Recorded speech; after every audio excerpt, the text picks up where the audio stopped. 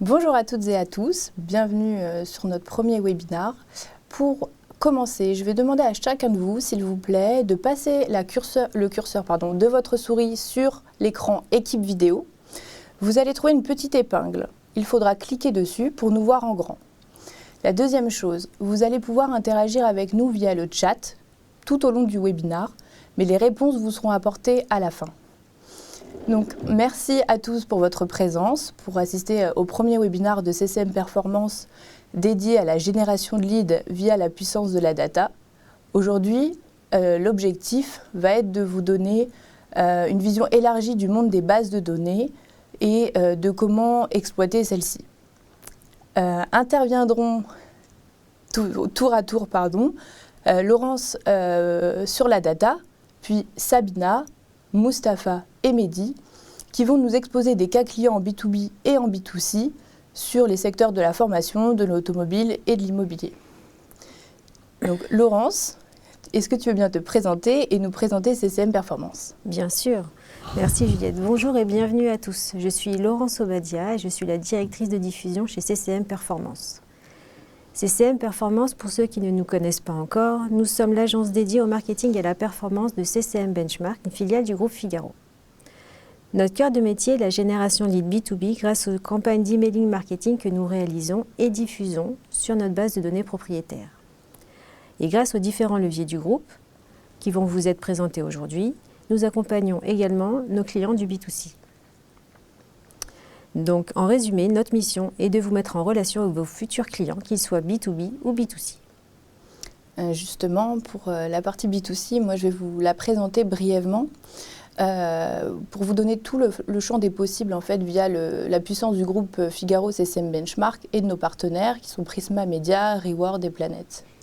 Alors tout d'abord, nous avons une technologie exclusive qui s'appelle AirTarget et qui nous permet de proposer à nos annonceurs de cibler les profils qualifiés en temps réel via des offres publicitaires affinitaires en deal direct ou en programmatique. C'est également l'opportunité pour nous de collecter de la data comportementale.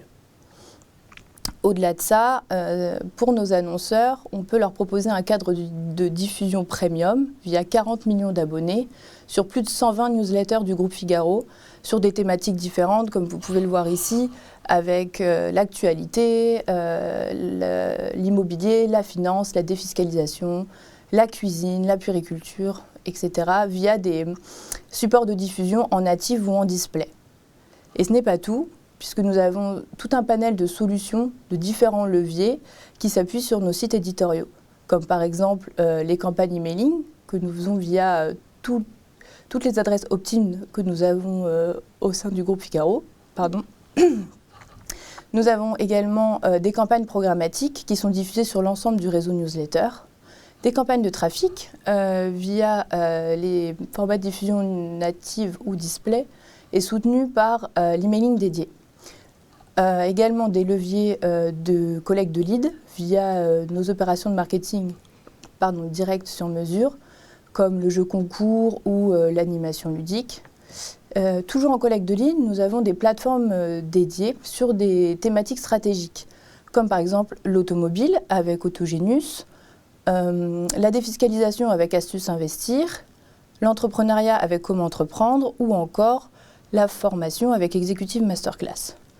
Et aussi des campagnes via les réseaux sociaux ou le SEO. Voilà, maintenant vous avez une vision un petit peu plus élargie de ce que nous faisons en B2C et nous allons maintenant nous concentrer un peu plus avec toi Laurence sur toute la partie B2B. Du coup, en quelques chiffres, est-ce que tu peux nous présenter le marché des entreprises françaises ? Oui, bien sûr Juliette. Pour réussir sa prospection commerciale, il est vraiment indispensable de connaître le marché des entreprises, du moins dans les grandes lignes, pour bien évaluer sa cible potentielle. Et pour cela, qui mieux que l'INSEE pour nous éclairer sur ce sujet ? Aujourd'hui, nous recensons plus de 8,5 millions d'entreprises avec presque 10 millions d'établissements actifs en France. Je vais donc rapidement vous dresser la ventilation de ces entreprises selon leur effectif, leur région et leur NAF. Le premier tableau ici présenté regroupe les potentiels selon les grandes catégories de taille salariale, TPE, PME, ETI et les grandes entreprises.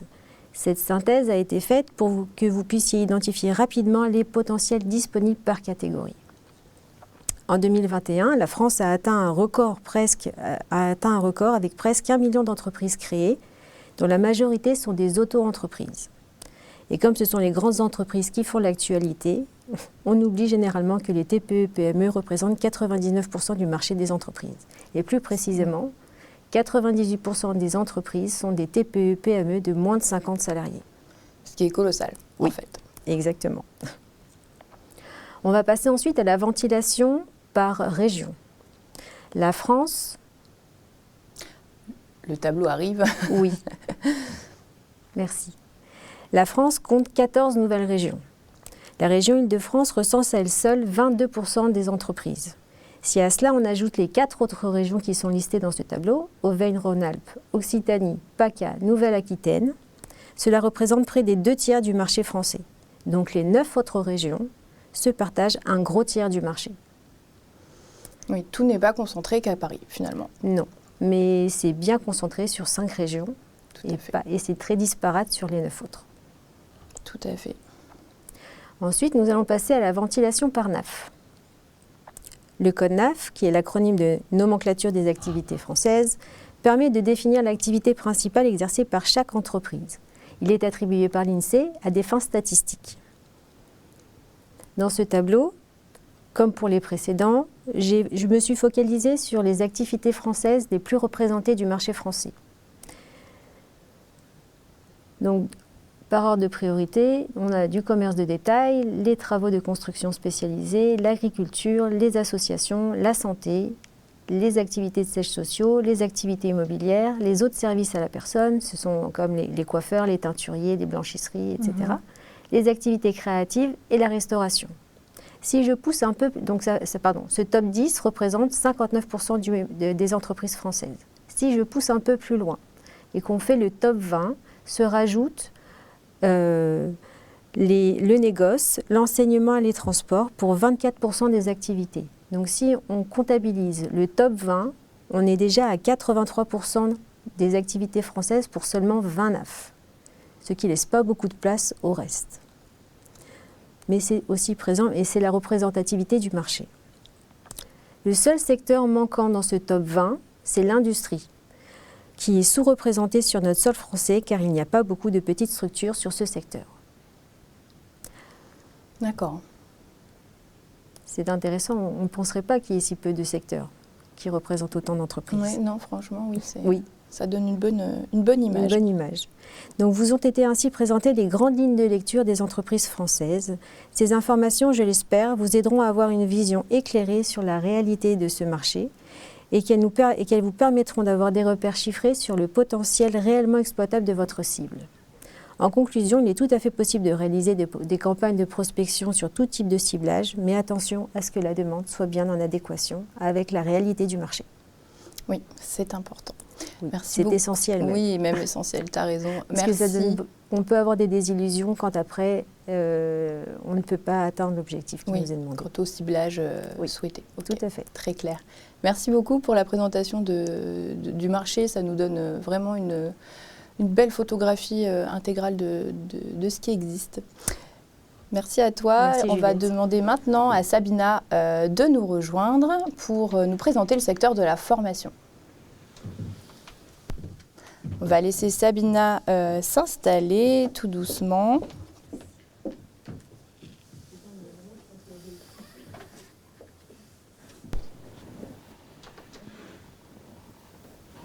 Bienvenue Sabina. Merci, bonjour. Bonjour. Bonjour à tous.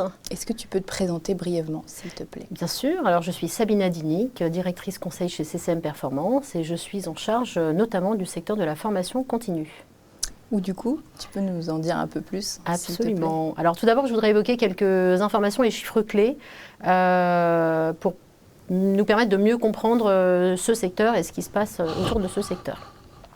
Depuis mars 2020, on le sait, les Français ont été bousculés par toute l'actualité et le contexte.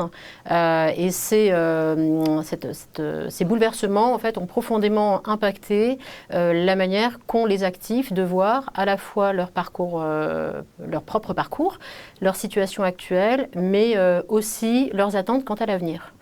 Ce que ça a entraîné, donc ce contexte exceptionnel, a entraîné à la fois une remise en question de l'avenir, de la confiance dans son avenir professionnel, et aussi c'est un bouleversement des pratiques dans tous les métiers et toutes les compétences qui sont aujourd'hui dans l'obligation de se développer extrêmement rapidement pour coller à la réalité et au marché. De se réinventer un Absolument, petit peu. oui, tout à fait. Okay. Je vous partage quelques statistiques très intéressantes donc, qui sont issues de l'étude du baromètre 2022 de Centre Info en partenariat avec le CSA et qui nous indique que 46% des personnes interrogées pensent faire le même métier, mais pas forcément de la même manière d'ici 5 ans. Donc ça démontre effectivement cette évolution dans nos manières de travailler. Et on a 51% des actifs qui pensent changer d'emploi à plus ou moins long terme, mais surtout 35% d'ici à 2 ans.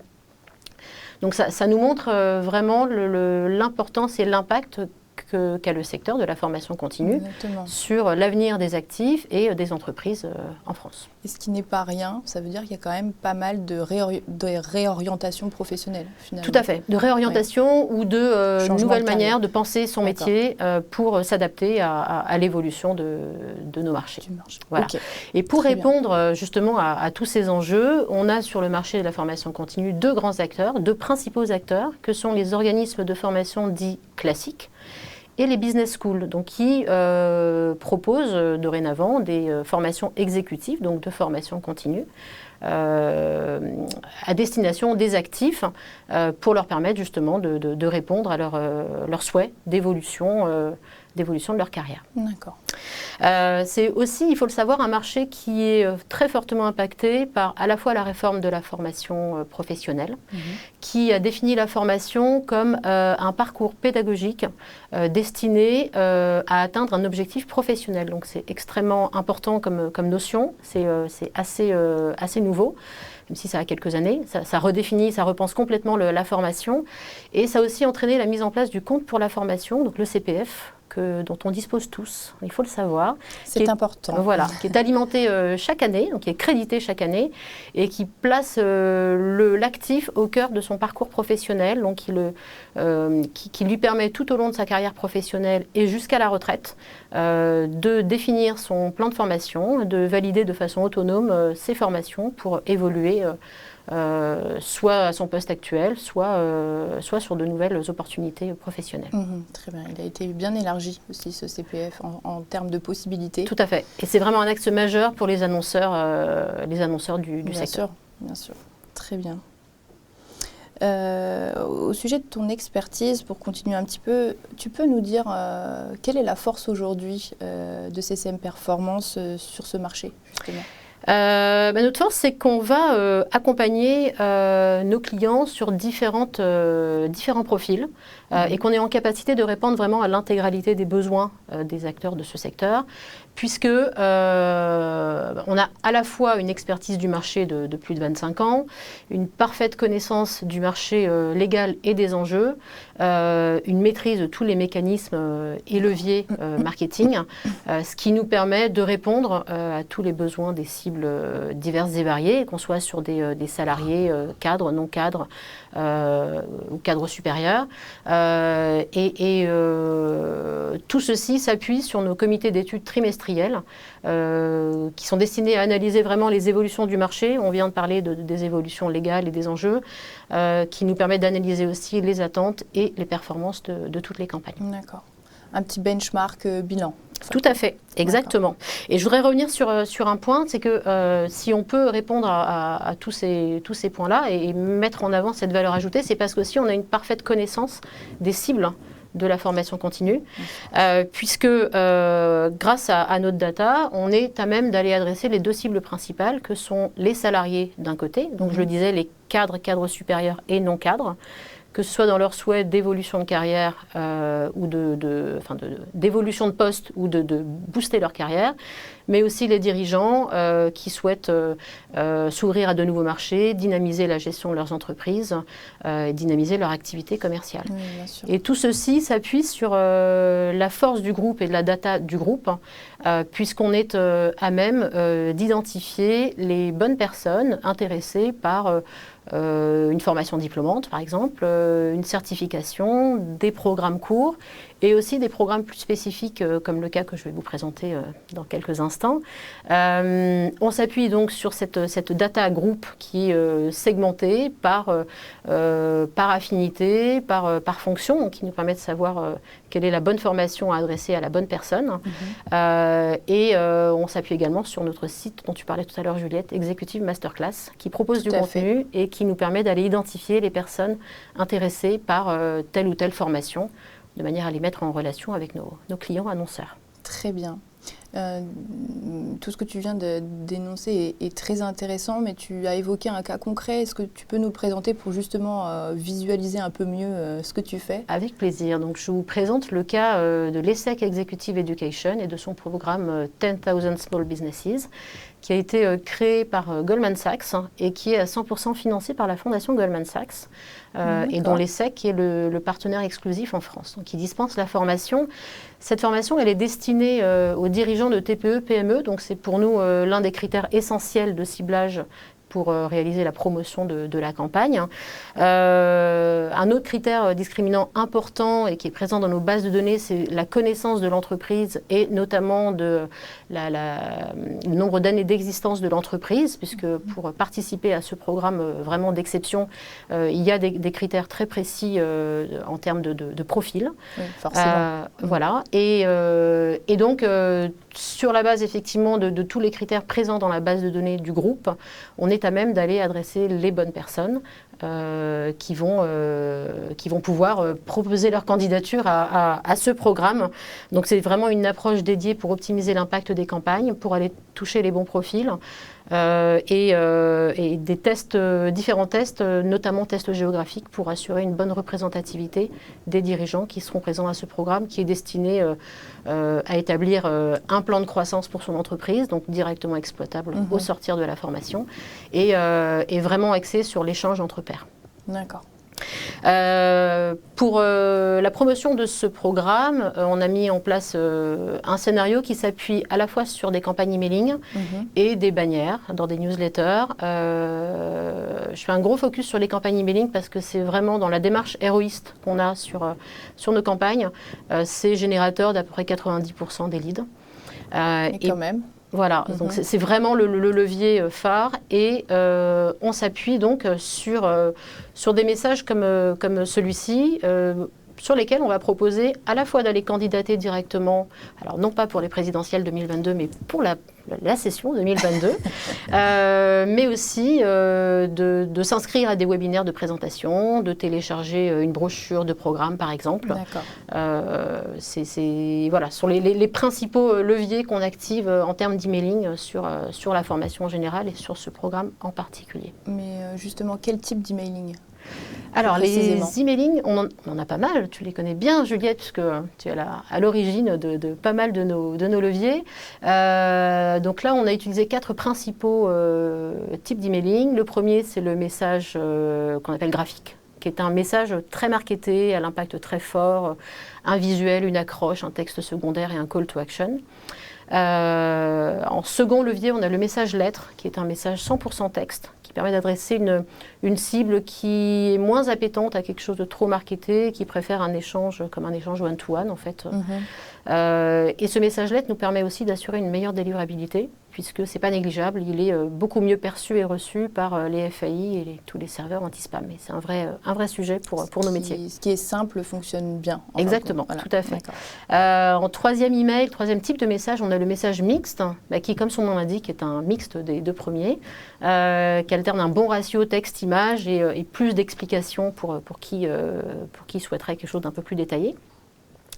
Et enfin, le message audio qui intègre une piste, en fait, un player, destiné à mettre en avant de façon vocale l'offre et qui répond vraiment aujourd'hui à une cible qui est en mouvement permanent, donc qui téléphone à la main et écouteur dans les oreilles, permet de prendre connaissance d'un message plus facilement qu'un email dit classique. Oui, on peut l'écouter partout et c'est assez Exactement, novateur. Exactement, Comme tout à levier, fait. on n'a pas trop entendu parler des C'est messages novateur. audio. Tout à fait, et c'est une innovation 100% CCM Performance. Très bien, voilà. Très bien. Et le deuxième levier, donc, je vous le disais, les bannières dans les newsletters. Donc des newsletters du groupe ou de partenaires au sein desquels on va trouver notre cible de dirigeants TPE-PME. Donc notamment la newsletter du Figaro, celle du Journal du Net, Business Insider et Capital, entre autres. Voilà, très bien. Merci beaucoup Sabina. Pour compléter un petit peu ce que tu nous as dit, comment aujourd'hui tu fais pour assurer la performance de tes campagnes?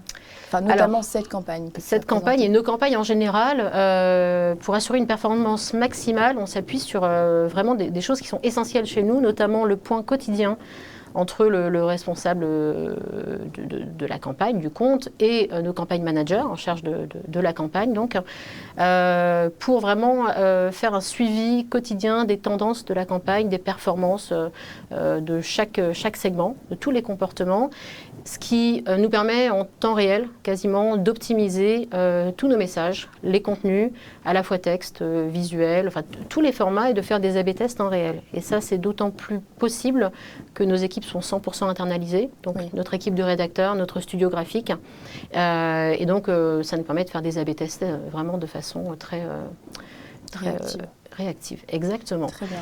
Et les résultats, eh bien, pour un programme qui a été lancé, qui est inédit en France et qui a été lancé il y a seulement 2 ans en France, mais qui a 10 ans d'existence aux États-Unis et en Angleterre. D'accord. Ce programme a aujourd'hui, grâce aux différentes opérations, campagnes menées, une visibilité vraiment très forte auprès des dirigeants français. Nous a permis aussi d'apporter un volume important de candidatures à l'ESSEC Executive Education, permettant donc aux équipes de travailler le recrutement et de trouver les meilleurs profils, et nous permet aujourd'hui d'assurer la promotion de la prochaine session, donc, puisqu'on continue et on prépare déjà la session 2023. Très bien, donc un client content. Absolument, et nous aussi. Et nous aussi, du coup. Parfait. Merci beaucoup Sabina pour la présentation de ton secteur. Merci super Juliette, intéressant. et merci à tous. On va maintenant demander à Mehdi de me rejoindre sur le plateau pour nous présenter le secteur de l'automobile. Qui est un secteur qui touche un peu plus au B2B et au B2C, donc un secteur mixte, on va dire. Bienvenue Mehdi, avec moi. Est-ce que tu peux te présenter rapidement, s'il te plaît? Oui, alors moi je suis Mehdi. Je suis chargé des campagnes automobiles au sein de CCM Performance depuis 3 ans. Comme vous le savez tous, l'automobile a été très touchée par le Covid, la crise des semi-processeurs, ainsi que la guerre en Ukraine. Mais nous allons voir comment la data nous permet de toujours générer des prospects malgré toutes les difficultés. Oui, vous n'avez pas été épargné là, ces derniers temps. Ok, est-ce que tu peux nous dire quels sont les principaux acteurs sur ton marché?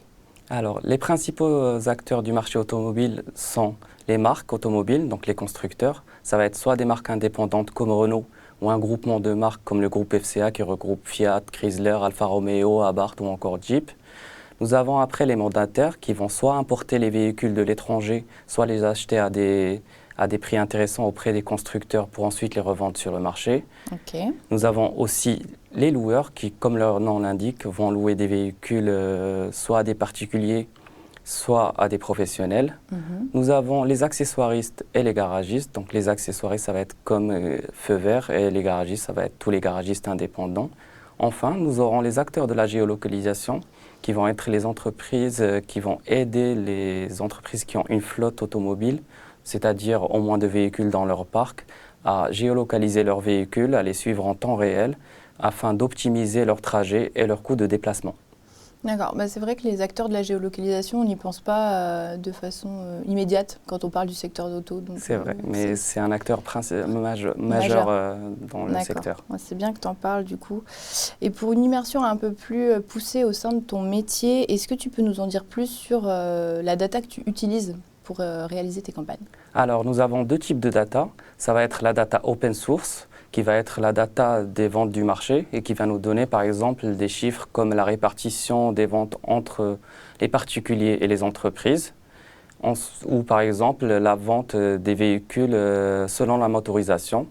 Et là, on constate par exemple que la vente des véhicules électriques ou hybrides croît chaque année de 15%. D'accord. Nous avons aussi la data interne qui est la data la plus intéressante pour nous. Donc ça va être la data soit des anciennes campagnes, soit des campagnes en cours. Okay. Et nous avons aussi la data des sites du groupe qui va être en fait quand un internaute est sur un site de notre groupe, on va suivre son comportement navigationnel. Et cela va nous permettre de savoir si par exemple il est en phase d'achat automobile et qu'il est prêt d'acheter un véhicule immédiatement dans 2, 3 ou 6 mois. Mm-hmm. Nous allons aussi suivre le comportement des autres utilisateurs pour voir par exemple s'ils sont intéressés par le Made in France pour les cibler derrière par des véhicules français. Donc ça va être DS, Peugeot ou Renault, ou qui vont être intéressés par le Golf, des yachts ou des pentes de luxe pour les cibler par des véhicules haut de gamme. D'accord, la vraie force du réseau du groupe en fait. Ok, très bien. Merci beaucoup, Mehdi. Donc, 2 sources essentiellement pour toi avec la data. Et un peu plus concrètement maintenant, tu peux nous détailler, bon, du coup, vous avez eu un petit avant-goût, oui. Mais les leviers que tu utilises pour travailler Alors, nous utilisons différents leviers dans l'automobile. Ça va être l'emailing classique qu'a présenté Sabina en tant qu'emailing graphique, l'emailing lettre. Et dans ces 2 leviers, nous allons utiliser différents formats, comme par exemple le livre blanc, qui va être du contenu avec des chiffres qui vont montrer l'expertise de notre annonceur auprès de leur cible, où nous allons avoir aussi les invitations. Donc ça va être des invitations soit des essais de véhicules, soit des journées portes ouvertes, ou encore des événements qui sont organisés par les marques. Nous avons aussi un levier qui est très important, qui est la requalification téléphonique. Donc nous allons suivre les comportements des personnes qui vont être destinataires de nos mails pour voir s'ils cliquent par exemple plusieurs fois sur nos mails. Donc on va voir qu'ils sont intéressés, sauf qu'ils ne vont jamais jusqu'au bout de leur démarche en remplissant les formulaires. Et là, nous allons les appeler pour savoir pourquoi ils n'ont pas rempli le formulaire. Généralement, ces personnes-là ne remplissent pas les formulaires parce qu'elles ne sont pas appétentes avec le digital ou n'ont tout simplement pas le temps. Et donc, on va les accompagner dans cette démarche. D'accord, un petit coup de pouce. C'est ça. Voilà, et enfin, nous avons la place de marché Autogenius qui va être un blog spécialisé dans l'automobile qui va aborder plusieurs thématiques, l'écologie, les astuces, un guide d'achat, etc.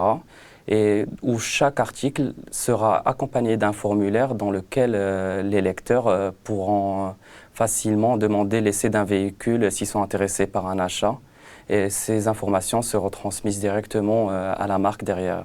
Ah, d'accord. De manière rétroactive quasiment. C'est ça. Okay. Ce formulaire, il est aussi existant sur les autres sites du groupe comme le Journal des femmes ou l'Internaute. D'accord, très bien. Super, merci Mehdi. Et en termes de ciblage, comment tu fais pour affiner les cibles en fonction des demandes de tes annonceurs? Alors le ciblage, il va dépendre de plusieurs paramètres. Le premier paramètre, ça va être la gamme du véhicule ou la gamme de la marque si la campagne est multimodèle plutôt, pardon. Nous avons aussi des annonceurs qui souhaitent un ciblage précis, donc on va devoir s'adapter au ciblage que souhaite l'annonceur. Et enfin, on va se baser sur la data dont on a parlé juste avant, afin d'affiner et maximiser les performances de nos campagnes. D'accord, très bien. Ouais, tu as un ciblage automobile en fonction de tes secteurs, enfin B2B ou B2C, c'est ça? Alors, nous avons donc, en plus des paramètres, nous avons un ciblage générique qui va être en B2C, donc toutes les personnes qui sont intéressées par l'achat d'un véhicule, ou ça va être les personnes qui sont intéressées par d'autres thématiques, comme par exemple, comme j'ai dit avant, ceux qui sont intéressés par le Made in France, ils vont être ciblés par les campagnes des véhicules français. Ou par exemple une maman qui cherche une voiture parce qu'elle agrandit sa famille. C'est ça, donc elle va chercher une voiture familiale et elle sera ciblée sur ce type de campagne. Et en B2B, nous avons généralement 2 grandes cibles. Donc ça va être une cible pour les loueurs, et là ça va être toutes les entreprises qui ont besoin d'un véhicule. Et en géolocalisation, nous allons cibler ici toutes les entreprises qui ont au moins 2 véhicules dans leur parc automobile. D'accord. Très bien, merci beaucoup Mehdi pour toutes les informations que tu viens nous donner et pour avoir là aussi une meilleure vue dans son ensemble de ce que tu fais. Est-ce que tu peux nous donner toi aussi un cas pratique et nous l'expliquer ? Bien sûr, là nous allons prendre le cas de Jaguar qui a souhaité communiquer sur le lancement de son véhicule 100% électrique I-Pace. Donc notre prospect ou les destinataires de nos mails, ils vont recevoir un mail personnalisé. Comme là, on va voir M. Dupont, il a reçu cette communication où il y a un graphisme un peu élégant et où il y a les arguments de vente de la marque ou du modèle présenté. Si la personne elle est un minimum intéressée par le modèle, elle va devoir cliquer sur le CTA qui est ici « En savoir plus ». D'accord.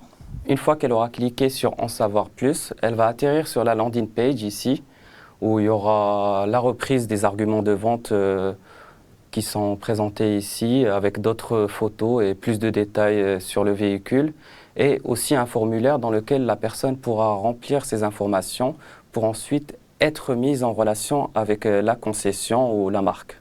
La plus proche de chez eux, je suppose, c'est ça ? C'est ça. Ok, très bien. Et un format vidéo ? C'est ça. Ok. Afin de maximiser le résultat de ce type de campagne, nous allons effectuer un point quotidien avec le traffic manager ou le campaign manager en charge de cette campagne. Nous allons aussi suivre les tendances. Donc, ça va être le suivi des statistiques primaires du comportement des destinataires de nos mails.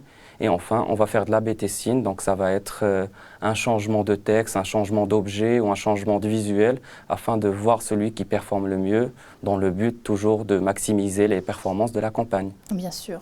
Merci beaucoup Mehdi, c'est très intéressant tout ce que tu viens de nous dire et le secteur auto n'a plus de secret pour nos participants maintenant, je suppose.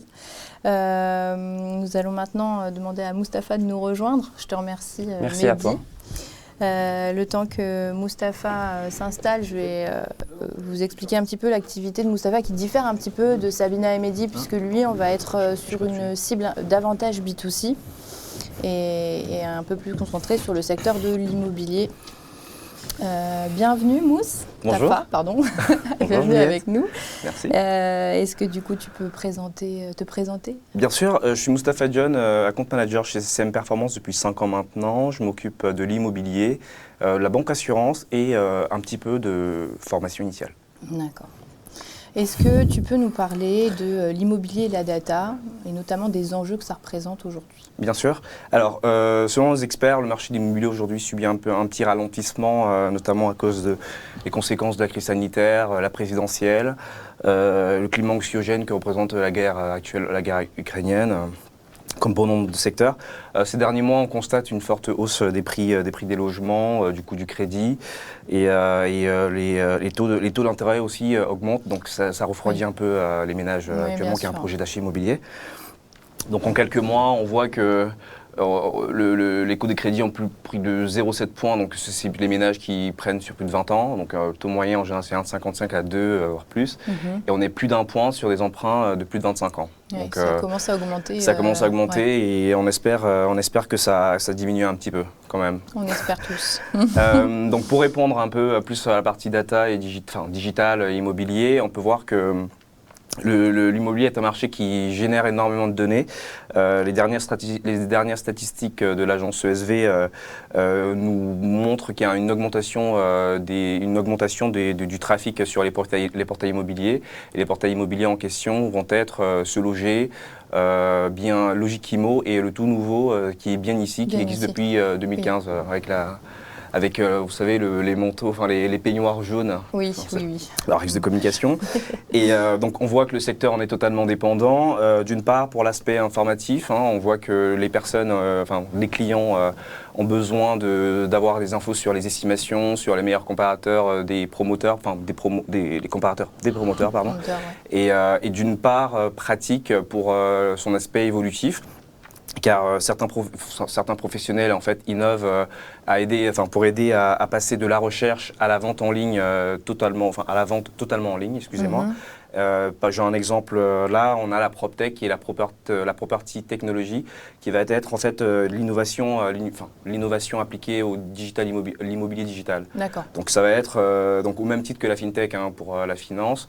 Donc là on va être sur des marques comme Habiteo qui va être le spécialiste de la modélisation 3D des biens, donc qui va permettre à des personnes de voir totalement un bien immobilier en ligne sans forcément avoir à se déplacer. On a aussi les syndicats comme Atera qui est une alternative numérique aux syndicats. Mais je vous donne quand même quelques chiffres pour mieux illustrer cela. Donc 95% des démarches passent par Internet. Aujourd'hui, 2 Français sur 3 ont un email, donc c'est très facile. 46% des recherches se font naturelles, en recherche naturelle, et 37% arrivent directement sur les sites Internet des clients. Il y a encore des améliorations à faire. Avant, nous étions sur des sites, juste une page de contact et des biens immobiliers. Donc aujourd'hui, ça va un peu plus loin, mais encore, il y a du travail à faire. 62% des visites se font sur mobile. C'est une donnée qui monte toujours petit à petit, mais on n'arrivera jamais au 100% parce qu'il y a des personnes qui restent encore dans le confort de l'ordinateur. Oui, bien sûr. Donc ça, on respecte. Donc 47% des visiteurs entre 25 et 44 ans. Donc les marques l'ont bien compris et ont adapté aussi les formats et les différents... ont adapté leur message en fonction des devices. Donc, des supports sur mobile, de communication. les supports et les réseaux. Et la stat que je trouve drôle et sympa, c'est qu'un tiers des Français considèrent que l'intelligence artificielle est plus efficace qu'un agent immobilier.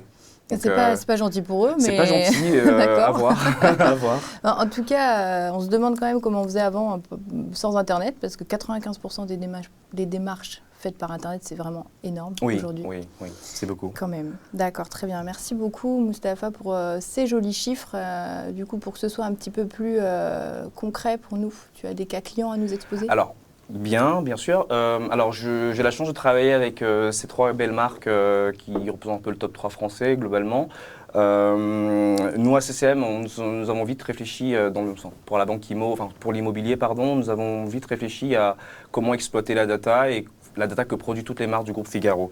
Donc quand nous recevons un brief client, nous avons 2 stratégies à leur proposer, 2 stratégies / 2 offres, qui vont être, la première qui va être la brand performance, qui va être de mettre en visibilité en fait leurs produits sur tous les médias du groupe Figaro, le groupe Figaro. En relation avec leur thématique, bien entendu. Oui, bien sûr. Donc ensuite, nous lançons des campagnes multi-support et multi-device naturellement. Donc les leviers, donc je le balaye très rapidement. Donc les leviers qui vont être mis en avant vont être l'emailing, le display en site et des displays en newsletter. Et les médias que je vais favoriser les médias du groupe que je vais favoriser vont être le JDN, le Figaro, le particulier dans un premier temps, et dans un second temps des médias à fort trafic comme l'Internaute, le Journal des femmes, le droit finance. Donc là on est beaucoup plus sur c'est très varié, il y a beaucoup de catégories, donc c'est très efficace. D'accord. Donc la seconde stratégie va être la stratégie full performance, qui va être vraiment nos données, nos stratégies, nos supports, nos visuels. Donc là, c'est de générer en fait les leads avec notre marque blanche qui est Astuce Investir, que tu as présenté tout à l'heure. Tout à fait. Et donc l'idée, c'était vraiment de se positionner en fait comme un expert du sujet sur la partie IMO. Donc vraiment balayer en tous les aspects de l'immobilier, de l'investissement, à la location, vraiment donner toutes les billes aux prospects. Donc vraiment, cette marque blanche est conçue dans un but de nurturing, comme je viens de le dire. Oui. Et on arrive à voir très rapidement les étapes d'avancement, pour nourrir le prospect sur ces étapes d'avancement. Donc la première mission qu'on raconte naturellement, c'est le SEO. Donc on a des rédacteurs et vraiment bravo pour ça et merci pour ce travail-là. Un SEO très optimisé et très efficace. Donc je vous donne un exemple très concrètement. Donc au début du printemps, qui rime globalement avec les déclarations d'impôts. Qu'on est tous ravis de recevoir. Voilà, toujours. Et donc ces clients en fait me contactent pour mettre en place, pour lancer des campagnes, soit sur le produit du dispositif Pinel, on prend un exemple, ou sur des programmes invendus qui souhaitent mettre en éligibilité Pinel. Donc c'est peut-être rentable pour eux et nous avons on leur propose du coup les deux stratégies que je vous ai présentées. Donc d'un côté, brand performance avec la visibilité sur l'emailing. Donc là vraiment, on est sur la marque du client. Donc prenons le cas de Nexity, ça va être Nexity avec ses bannières, en emailing, ses créas, son message, ses objets. Donc ça c'est vraiment tester la stratégie de la marque client propre sur notre univers, nos bases. Et de notre côté, donc la campagne Astuces Investir qui va être un peu la campagne A/B test en parallèle de la même campagne que le client. Donc, tous les leads vont toujours chez le même client, donc après c'est à lui de nous dire en fait les campagnes qui performent le mieux. Astuces Investir, donc ça sera d'activer tous les leviers digitaux possibles, donc que ce soit des leviers internes et aussi des leviers externes comme l'affiliation, les réseaux sociaux ou Google Ads naturellement. Donc avec tous ces dispositifs, on sait qu'Astuces Investir génère entre 500 et 1200 leads par mois, qui est colossal. C'est énorme. Et ça prouve que le travail est plutôt bien appliqué. Tout à fait. C'est vraiment pas mal. Oui.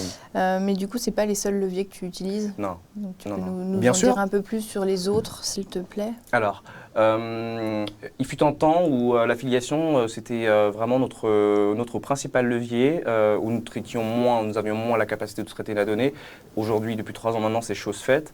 Donc, j'utilise, comme bon nombre d'agences, donc des leviers classiques qui vont être le SEO. Mais le SEO en interne, c'est vraiment un beau travail parce que les rédacteurs font du contenu vraiment très optimisé où dans tous les sites du groupe que j'ai présenté tout à l'heure, que j'utilise pour l'immobilier, en fait, le prospect peut avoir toutes les informations pour investir ou pas. Donc, il n'a pas forcément besoin de sortir de notre univers et il y a une très bonne stratégie de lien aussi qui nous permet de générer en fait ce trafic-là. Nous avons les newsletters qui va être notre principal outil de fidélisation et avec des taux d'ouverture qui avoisinent des 30-32%, qui est énorme parce que les segments sont très bien faits. L'emailing également, avec une très bonne segmentation, nous arrivons à des taux d'ouverture entre 25 et 30%. Et AirTarget, donc AirTarget qui va être notre solution aux aires de programmatique. Pourquoi aux aires de programmatique? Parce que ça enregistre et segmente dynamiquement les données en temps réel et puis derrière active en fait des séquences automatiques en email. Donc dès qu'il voit une publicité qui clique, dès que le prospect voit une publicité, il clique sur elle. Il intéresse. Donc derrière en fait, s'il opt-in en fait au secteur immobilier, en fait, il reçoit quelques communications sur la semaine, mais ça va pas être du matraquage en fait. Ça va être vraiment séquencé. Non, pas du tout, pas du tout, pas du tout. C'est important de le dire. Et c'est tout en fait, c'est tout. Et en plus de ça, pardon, je termine juste avec Facebook Ads et Google Ads parce que leviers payants. On les fait aussi comme bon nombre d'agences et ça nous permet de compléter les leads. Mais ça, Facebook Ads et Google Ads, ça va être vraiment sur nos marques blanches. On ne se positionne pas du tout, on ne gère pas du tout les campagnes des clients donc c'est vraiment nos marques blanches. Campagne manager des marques. Exactement. Ok, très bien. Merci. Et quelle stratégie, toi, tu appliques pour toucher ta cible? Alors, pour toucher ma cible, moi, avec mes clients, je leur pose toujours la question qui sont les clients, qui sont les clients finaux, que veulent-ils et à quelle étape de projet sont-ils. Donc notre base de données, nous savons que la base de données CCM Benchmark Figaro contient des millions d'adresses et le travail qui était difficile au départ, c'était vraiment de les segmenter. Et nous avons des millions d'adresses, donc le levier que j'utilise principalement là-dessus va être l'emailing. Donc un emailing de fidélisation d'une part avec les newsletters et une stratégie emailing d'acquisition par des messages bruts où on veut clairement convertir. Donc vu que nous avons une base qui est segmentée de manière socio-démographique et comportementale, ça nous permet d'adapter les différents messages et augmenter naturellement en fait, le taux d'ouverture et le taux de clic. Parce que nous sommes vraiment sur des segments de niche. On n'est pas vraiment toujours sur la masse. Oui. Mais bon, cela dit, quand je maîtrise moins un sujet, on va dire que j'aime bien quand même tester certains échantillons sur des petits ciblages, enfin un petit échantillon, mais généralement sur des ciblages très variés. Et AirTarget, par exemple, peut être un très bon levier pour cela. Très bien. Donc pour le SEO, je donne un petit exemple. Le SEO, nous allons créer en fait des articles sur notre marque blanche dans lesquels seront intégrés des formulaires embarqués, dans lequel, en lisant, s'il est intéressé, il y a un mini formulaire. Et en fait, en remplissant ces données-là, il est connecté des CRM, les formulaires embarqués sont parfois connecté directement au CRM client. Donc, s'il est opt-in, en fait, directement, le client peut éventuellement exploiter. Donc, ça, c'est intéressant. Sur les articles, nous allons par exemple parler de quelle est la rentabilité d'un Pinel, par exemple, quelles sont les meilleures régions pour un investissement Pinel. Et derrière, nous allons utiliser AirTarget justement en ciblant d'une part la marque dédiée du client et à côté mettre en fait un contenu, pousser un article qui va être en rapport avec la page, la pub du client. En exemple, si demain on a 5 programmes immobiliers en Bretagne, donc je mettrai la pub de Bouygues ou de Nexity directement sur AirTarget qui sera mise en avant et derrière en fait je vais pousser en Native Ads également des articles investis en Bretagne ou une sur fiche la pratique thématique. Sur la thématique. Donc du coup, ainsi le prospect, il aura vraiment toute cette partie-là, toute cette alimentation-là pour se dire voilà pourquoi je peux investir en Bretagne ou voilà pourquoi je n'investis pas en Bretagne. Tu lui donnes toutes les billes. Exactement. Et en quelques chiffres quand même, je vais vous donner, l'emailing me ramène 39% sur la partie immobilier et AirTarget 28% selon les produits. Donc on peut être sur du produit Pinel, on peut être sur du nu propriété. Donc généralement les clients aiment bien aussi tester les petites tendances qu'ils peuvent avoir en fait à leur niveau. Donc ça c'est super intéressant. Et nous avons l'affiliation et Facebook qui représente 12%. Je les ai mis dans le même groupe parce que parfois on active plus l'affiliation et parfois on se base uniquement sur nos campagnes Facebook. Et le SEO qui nous rapporte 8% de nos leads. Donc c'est très, très correct. Oui, et très varié, mais on remarque quand même que l'emailing reste principalement le un des plus gros. leviers conséquents. L'emailing, je lis parfois dans les médias professionnels digitaux que l'emailing est mort, mais une bonne stratégie emailing fait fonctionner ce levier. Et c'est très bien. C'est vraiment très bien. C'est une bonne chose, tout à fait. Tu parlais du coup du SEO sur la fin de ta stratégie. J'imagine qu'avec la puissance du groupe CCN Benchmark, tu peux davantage t'en servir. Oui. Alors, la stratégie du groupe est un modèle. Je pense que franchement, il faut s'en inspirer. Nous avons des rédacteurs qui font un travail de très, très bonne qualité. Le JDN, par exemple, sur la partie IMO, avec sa partie patrimoine, peut me générer 50% de mon trafic sur nos marques blanches. Donc, c'est pas mal. Et après, derrière, en fait, toutes les campagnes que j'ai pu mettre nous permettent de faire le reste en trafic. Avec les formulaires embarqués, nous avons aussi, sur les sites comme JDN, nous avons aussi des formulaires embarqués qui permettent aussi de générer des leads. Donc, en fait, vu que ces sites, naturellement, en fait, créent de la donnée avec tout le contenu qu'ils ont, le JDN, c'est énorme, l'Internaut, c'est énorme. Oui, tout à fait. On voit que ça rejaillit positivement sur nos marques blanches et naturellement sur nos Tes performances de campagne. Nos performances de campagne. Et donc, on peut voir que ça nous rapporte entre 8 et 13% selon les mois. Ce qui est vraiment pas mal. C'est vrai. Très bien. Merci beaucoup, Moustapha, pour cette présentation très complète. N'hésitez pas. N'hésitez pas, posez vos questions. Très bien. Je vais demander à Laurence de me rejoindre à nouveau sur le plateau. Laurence qui va nous présenter un peu plus la base de données propre à CCM Performance. Donc on va faire un petit focus dessus. On va laisser Laurence s'installer tout doucement. Laurence, bon retour avec moi sur le plateau. Merci Juliette. Avant de commencer, est-ce que tu peux nous présenter l'équipe de CCM Performance ? Bien sûr. Alors l'équipe de CCM Performance est une équipe de passionnés du digital et elle est constituée de plusieurs services.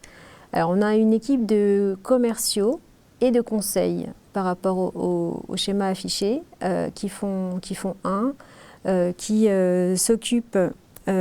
s'imprègnent des besoins de nos clients pour leur apporter la meilleure proposition pour répondre à leurs enjeux commerciaux B2B et B2C. Nous avons d'ailleurs à Bordeaux un pôle trafic entièrement dédié au B2C. On salue Bordeaux s'ils nous regardent. Ensuite, nous avons un studio intégré et entièrement dédié à la réalisation de nos campagnes emailing et aux bonnes pratiques de la délivrabilité de nos messages. L'équipe diffusion, avec nos campagnes managers qui s'occupent de gérer les campagnes au jour le jour pour apporter les optimisations nécessaires si besoin. Les fameux points énoncés par les directeurs conseils précédemment. Exactement. Nous avons aussi 2 rédacteurs au sein de l'équipe qui s'imprègnent de l'ADN de nos clients pour réaliser les wordings associés aux messages graphiques et qui permettent aussi et assurent la bonne délivrabilité de nos messages en n'utilisant pas de spam word par exemple.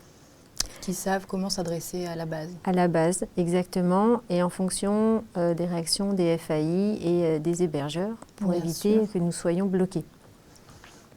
Et nous avons Juliette au marketing et qui est aussi notre ambassadrice RGPD que vous connaissez désormais. Et nous avons enfin une équipe informatique et technique qui s'occupe de toutes les problématiques au départ qui sont énoncées par les clients pour récupérer les leads et nous leur apportons des solutions sur mesure pour, par exemple, récupérer leurs leads directement dans leur CRM. Entre autres. D'accord, merci Laurence. Est-ce que maintenant tu peux nous faire un petit focus sur la base de données CCM Performance? Bien sûr. La base de données CCM Performance est une base exclusivement B2B. Elle contient 5,5 millions d'adresses postales, 3,5 millions d'adresses mail, de dirigeants et de cadres opérationnels qui nous permettent de cibler plus de la moitié des personnes morales en France et encore plus avec nos bases partenaires. Donc on touche beaucoup de monde. Oui, vous avez un sacré champ de tir, on va dire. Tout à fait. Notre base de données a été constituée au fil des années, depuis 25 ans, grâce aux répondants de nos emailing, dont c'est un public qui est très sensible à ce mode de collecte et très réactif à ce mode de collecte. Depuis donc plus de 25 ans maintenant, nous sommes présents sur l'ensemble des secteurs d'activité et nous sommes capables de répondre aux besoins de nos clients en leur apportant une solution personnalisée. Les kits mail, les wordings et les plans fichiers sont réalisés sur mesure pour chaque nouvelle campagne confiée. J'insiste beaucoup sur le terme de personnalisé parce que l'emailing, c'est un média de masse. Et nous, on ne veut pas être assimilé à ça. On fait vraiment du sur-mesure et à toutes les étapes de la chaîne de production. Tout à fait. Vraiment. Tu as raison de le souligner. Oui, c'est important, je pense, parce qu'il y a beaucoup d'amalgames et je préfère clarifier les choses pour tout le monde. Donc le ciblage personnalisé est dressé selon les 4 critères de référence du B2B qui sont l'effectif, la fonction, la géographie et le code NAF, les critères que nous avons vus en première partie. C'est ça que tu nous as présenté tout à l'heure. Exactement. Notre valeur ajoutée, entre autres, c'est que nous qualifions chaque lead entrant des campagnes de génération lead que nous réalisons pour nos clients avant de les transmettre aux forces de vente de nos clients pour qu'ils puissent ensuite les traiter. D'accord. Et cette qualification est d'autant plus stratégique et surtout très importante et elle se fait par notre équipe qui est basée à Paris sur notre site. C'est vraiment une production française. Et pour confirmer notre réputation de leader, nous réalisons près de 50 campagnes par semaine et nous générons 200 000 leads par an. Et nos plus anciens clients nous font confiance depuis le début de notre aventure. Ce qui est une très bonne nouvelle. Ah oui, bien sûr. Très bien. Il y a un sujet qu'on n'a pas encore abordé et qui est très important et je pense qu'il va intéresser tout le monde qui nous écoute aujourd'hui, c'est la RGPD. Tu peux nous dire comment se positionne CCM Performance par rapport à cette norme européenne qui est apparue en mai 2018. Oui, tout à fait. Donc déjà bien avant le RGPD, nous appliquions déjà une transparence avec les internautes, c'est-à-dire qu'à chaque fois que nous diffusions un emailing, en bas de nos messages, on indiquait d'où provenait l'adresse mail sur laquelle on les touchait, pour qu'ils sachent dans quelle base ils sont et s'ils veulent se désabonner. Et nous mettions des pieds de page pour se désabonner si la personne ne voulait plus rien recevoir de chez nous ou de chez l'annonceur. Vous étiez un peu précurseur. On était voilà, exactement. Sur la thématique. Exactement. Ce qui permettait donc aux gens de se désabonner. Ce désabonnement était effectif très rapidement et ces personnes sont du coup exclues du ciblage et des prochaines prospections de campagne. D'accord. Et donc en fait le RGPD en 2018, quand la norme est sortie, eh ben, ça n'est venu que conforter que nous étions complètement transparents avec ce que nous faisions et que nous n'étions pas un peu assimilés à d'autres prestataires qui pouvaient ne pas remplir leurs obligations. D'accord. Si tu peux me permettre une petite anecdote, Juliette, il y a quelques années, je réceptionnais les appels téléphoniques des personnes qui souhaitaient se désabonner.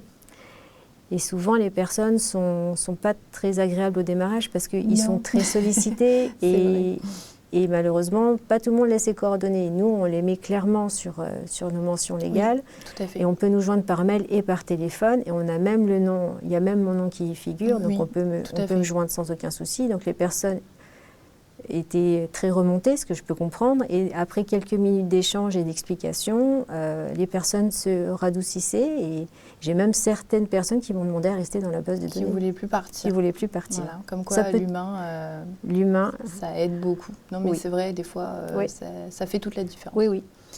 Très bien. Et donc depuis la mise en place du RGPD, nous avons obtenu le label Privacy Protect Pact en 2019 et en 2021, délivré par la DMA, anciennement le SNCD. Ce label a été obtenu suite à un audit de nos pratiques et nous a permis de prouver notre conformité face à ce sujet très sensible. Tout à fait. Du coup, nous sommes dans les clous. Totalement. Tout va bien pour la RGPD chez CCM Performance. Exactement. Merci beaucoup, Laurence. Je t'en prie. Est-ce que tu as un petit mot pour conclure sur l'ensemble de ta partie de base de données? Bien sûr. Alors, vous l'aurez compris, tout au long de ce webinaire, nous avons parlé de l'importance de la data, mais ce n'est pas le seul ingrédient indispensable à la réussite de votre campagne. Bien sûr, elle est très importante, mais elle ne se suffit pas à elle-même. Tout l'environnement qui l'accompagne, des messages qui sont proposés, le contenu, les infos de routage avec les expéditeurs et l'objet du mail, la présentation, le produit, le ciblage, tout ça, tous ces éléments ensemble font la force du bon message avec la bonne data. Tout à fait, il n'y a pas que il faut que il faut que tout soit au vert pour que ça fonctionne. Il n'y a pas un ingrédient miracle. Oui, c'est important de le préciser. Et chez CCM Performance, c'est cette prestation que nous vous proposons pour garantir des campagnes de génération de leads efficaces. Et la touche finale de la recette réussie est une relance commerciale rapide par les forces de vente sur les leads transmis. Et si vous êtes curieux de savoir si vous avez un potentiel de contact intéressant pour une prochaine opération, potentielle campagne, pardon, nous avons sur notre site internet un outil de comptage en ligne où vous pouvez réaliser en temps réel vos comptages et voir la cible qui pourrait être intéressée par vos produits. Nos coordonnées vont suivre. C'est bien sur ccmperformance.com et vous avez un onglet qui s'appelle Outils comptage en ligne. Oui, tout à fait. Avec les 4 critères de sélection mentionnés précédemment, vous faites vos choix, il y a des cases à cocher et vous avez le résultat instantanément. Très bien. Merci beaucoup, Laurence. C'est important ce que tu as dit sur l'importance du renfort des forces de vente, enfin vos forces de vente en fait, vos équipes commerciales qui font des relances derrière, puisque c'est important de travailler les leads que vous recevez. C'est une des clés importantes aussi de la petite recette miracle de CCM Performance. Merci beaucoup, merci Laurence et à vous participants de nous avoir écoutés jusqu'au bout de ce webinaire. Vient maintenant le temps de répondre à vos questions dont je vais prendre connaissance tout de suite. Alors, on va demander à Mustapha de nous rejoindre puisqu'il y a une question qui te concerne. Très bien.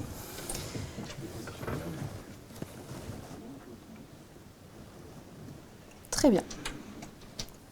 Alors, je vais d'abord adresser les questions de Laurence. Bien sûr. On finira par toi si tu veux bien. Très bien.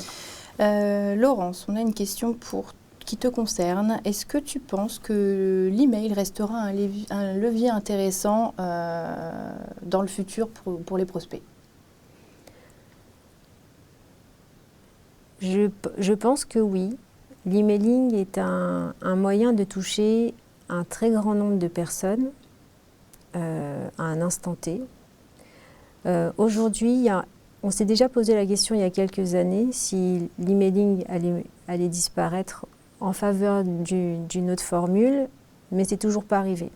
Alors aujourd'hui, on ouvre beaucoup aux réseaux sociaux, on est toujours connecté sur nos téléphones, on réagit très très vite, c'est fabuleux, mais l'emailing, je pense qu'il sera toujours là, peut-être il se sera adapté à l'évolution du marché, bien sûr. mais je pense qu'il sera toujours là en pilier pour justement apporter de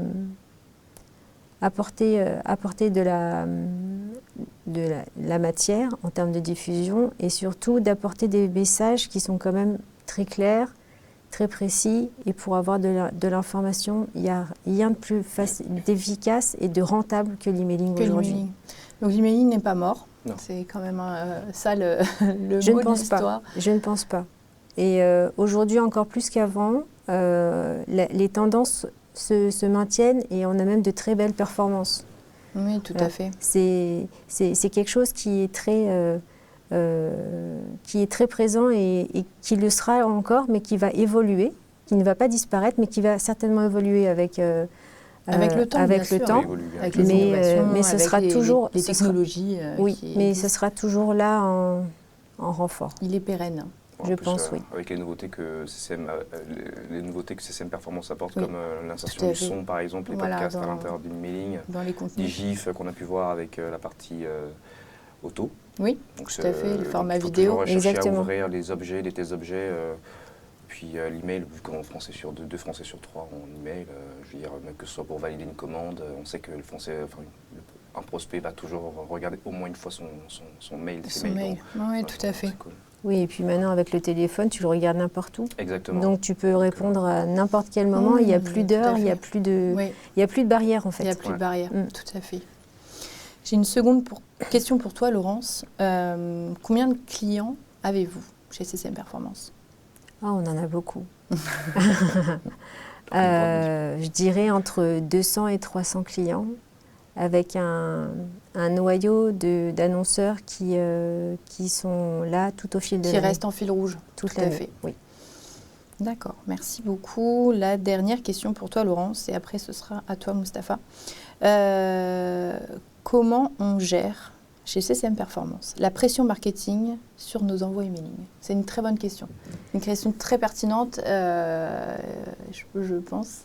C'est une Tu as une question. bonne réponse. à ça. C'est une très très bonne question. C'est une question qui ne se pose pas souvent. Et c'est une très bonne question. En fait, on a une super équipe, informatique qui a mis en place des outils pour éviter la surpression marketing sur la base de données en général, qui permet justement d'éviter cette pression marketing.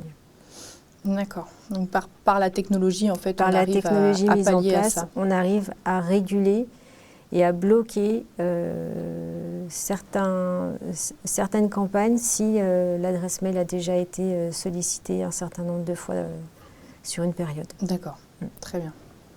Merci Laurence pour la réponse aux questions. Maintenant, plaisir. nous, c'était une question. Bien sûr. Dans le secteur de la banque, Oui. avec des formulaires qui sont souvent très lourds, ce qui est vrai, souvent il y a beaucoup de questions puisqu'il faut remplir un certain nombre d'étapes. Comment tu fais pour générer des leads malgré cet obstacle du coup? Alors, c'est vrai que j'ai parlé de l'immobilier étant en charge de la banque également. Donc déjà par raisonnement analogue, tout ce que j'ai dit sur l'immobilier, je l'applique relativement sur la banque. Hein. Donc ça c'est important de le dire. Maintenant pour répondre à cette question, c'est vrai que les formulaires pour ouvrir des comptes sont très longs. Il y a plusieurs étapes en général, 4-5 étapes. Donc les banques sont très à cheval quand même sur cette règle de rester sur leur univers en fait pour maîtriser la donnée. Donc en général les premières étapes, donc on a les données essentielles, donc va être l'email, le nom, prénom, email, date de naissance, tout ça. Donc excuse-moi, tu parles d'étapes. Donc c'est en étapes. Oui, les banques en général quand nous avons des ouvertures de compte, on arrive, c'est pas juste j'ouvre email, nom, prénom et on ouvre un compte. Non, c'est la banque met en place ses stratégies, donc son funnel en fait, avec plusieurs étapes. Donc, comme je disais, la première partie avec les données essentielles. Ensuite, les données, je ne saurais même pas quoi vous dire parce que c'est toujours très long. La deuxième partie, nous, ce que nous proposons en général, c'est mettre en place donc, cette redirection-là sur AirTarget. Et de notre côté, proposer aux banques en fait, de générer en fait, les kits, de générer en fait, nos propres supports pour collecter les données. Et ensuite, eux derrière, de finaliser le travail. Donc, ça permet en fait... au commercial en fait à la banque de récupérer la donnée que nous transmettons pour ensuite compléter directement. Oui, donc c'est beaucoup plus simple parce qu'une personne. On sait très bien que sur des formulaires à 4 étapes, les personnes n'ont pas la patience déjà de le faire, n'ont pas forcément toutes les données, parce que parfois on peut avoir des informations comme le numéro de la carte d'identité pour confirmer vraiment l'identité. Et les personnes n'ont pas toujours ce réflexe en fait de remplir cela. Donc toujours de stratégie. D'une part, on diffuse cette communication-là sur nos médias, et d'autre part, on crée nous-mêmes en fait en respectant la charte des banques et on récupère en fait les données essentielles et derrière, soit nous faisons ce travail-là de confirmation par téléphone, on confirme l'intérêt du prospect pour l'ouverture du compte et ensuite transmettre au client, soit c'est le client, la banque elle-même qui le fait. D'accord. La solution à cela, c'est de créer nous-mêmes le support pour ensuite finir le travail au niveau téléphonique. D'accord, très bien. Merci beaucoup Moustapha, merci à tous les deux pour les réponses aux questions. Merci à vous d'avoir participé à notre webinaire. Vous allez recevoir d'ici quelques jours le replay pour ne manquer aucune information et suivra également une documentation qui vous seront envoyées directement par mail. Donc, merci à tous, je vous souhaite une très bonne journée et merci à tous les intervenants qui étaient avec nous aujourd'hui. Merci beaucoup, à bientôt. Au revoir, bonne journée. Merci Juliette. Bonne journée. Merci.